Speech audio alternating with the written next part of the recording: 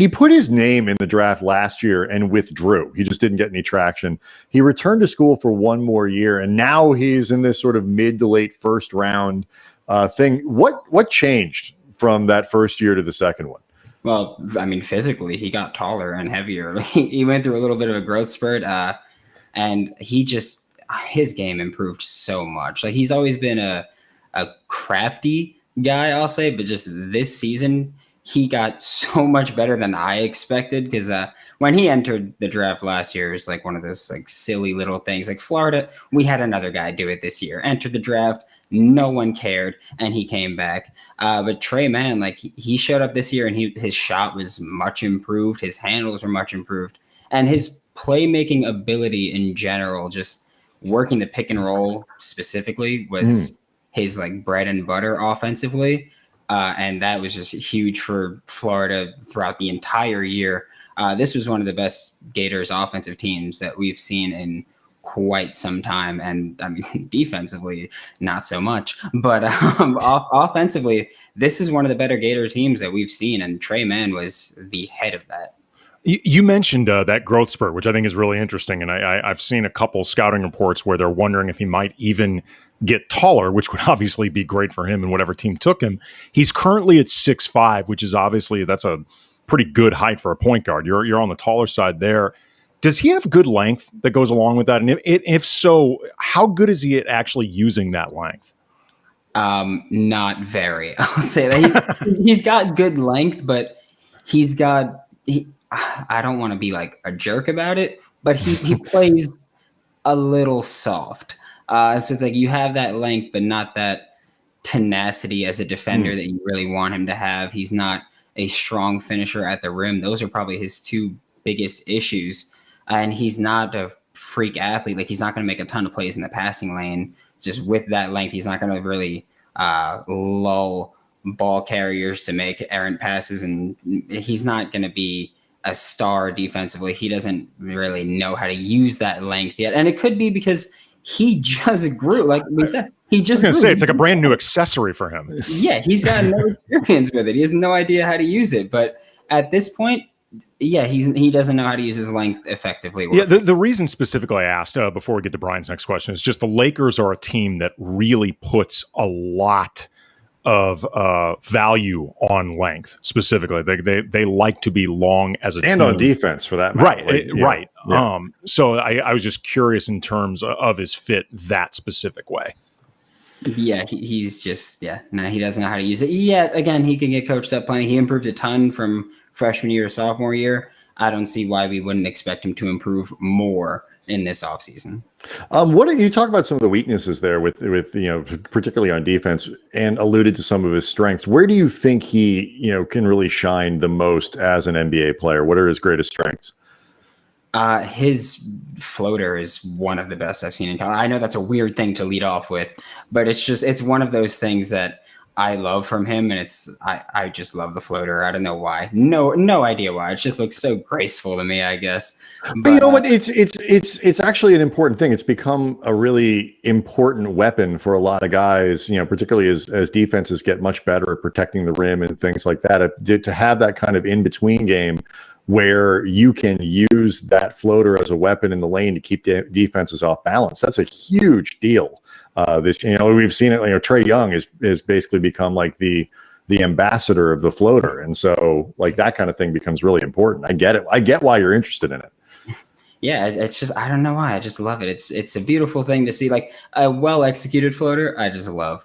But there's his shooting has improved so much, especially just off the dribble. He's been able to create shots for himself and create buckets for a Gators offense that really ran through him entirely.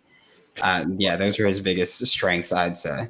He bumped his 3-point percentage up in a big way from freshman year to sophomore year. That, we've seen that with the Lakers, like with Kyle Kuzma.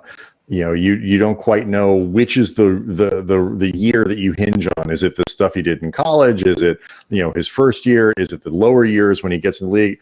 When you watch Tre Mann shoot, which do you think is the more legitimate representation of where his shooting skill is? Because another thing the Lakers desperately need that we saw this year is shooting.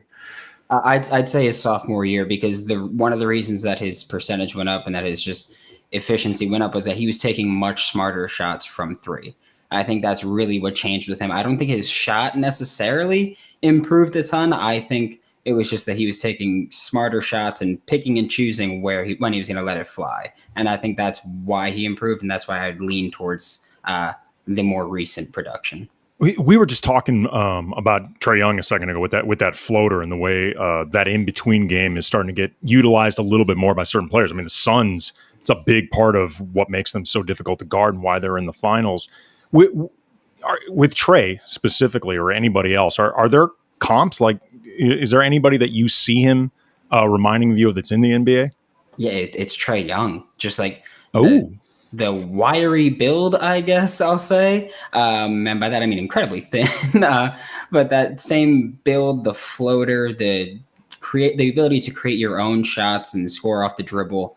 And I mean, if we're going to be honest, the lack of defensive prowess, I'll say. I think Trae Young is the best comp that you can come up with for Tre Mann. That would get Laker fans very excited. Live with that. How capable is he? Because there are a lot of ways you can approach the draft in terms of guys who are maybe a little bit higher floor, but a lower ceiling that can maybe step in and play right away. Guys who are a little more speculative, who need more time, but might have that higher ceiling. When you think about Tre Mann, is he more the former, a guy who maybe can come in and play right away, but maybe doesn't have quite as high a ceiling? Or do you think he'll require a little bit more patience, but has that higher upside? I think he's a guy that you can put a little bit of pressure on him early on and expect him to come in and contribute as a scorer off the bench. I mean, I wouldn't think he's going to be your sixth man right away, but he can come in and just be a contributor and just run the offense as like a platoon squad. And his ceiling, I don't know if he'll ever be a primary scorer. I think he's capable of maybe becoming a primary scorer, but I think at his best, I think he'd be best used as a number 2 or number 3 scorer. I'm sorry to bring football up. I equate him to Juju Smith-Schuster, who it's like he's an okay number 1, but you don't want him to be your number 1, but he'd excel at the number 2 or 3 option. But I mean, as far as what the Lakers are looking for next year, do you think he's somebody that you could put on the floor for like 12, 15 minutes a game as somewhere between like an 8th and 10th man? He's got some responsibilities as a scorer, some responsibilities as a ball handler, running sets, maybe not the primary guy, but you could do that without him getting either completely lost or just becoming that big of a detriment in because the Lakers are obviously in win now mode. Yeah, I absolutely think he could step in next year and at least be a contributor, mainly offensively. But yeah, I don't think he'd be too much of a defensive liability where you'd have to be like, okay, let's get him off the court. I think he can absolutely contribute offensively enough where you can justify the selection and justify giving him minutes. Is he, from what your experience is watching him, you follow him on social. I mean, it's an impossible year to get near players. That just hasn't happened this year. Does he seem like the kind of guy, though, if he's not good at defense, he's willing to try to get there? Yeah, no, he's okay, good. He's tried. He's not great at it. I'm hoping that, we mentioned his length before. I'm hoping that now that he's got some experience, he'll be able to improve there a lot. But it's not effort that keeps him out. It's just last question with that too, and I wanted to piggyback a little bit onto that in terms of the effort, because like Kuzma, we talked about a little bit earlier, when he came into the league, by his own admission, he was a train wreck defensively. He was just awful. But it wasn't for a lack of effort. He was trying. It was a lack of understanding. How much do you think just the understanding of defense with Mann is a thing? Because it's harder than I think a lot of people give credit towards. And just his overall understanding of the game, where do you think it's at?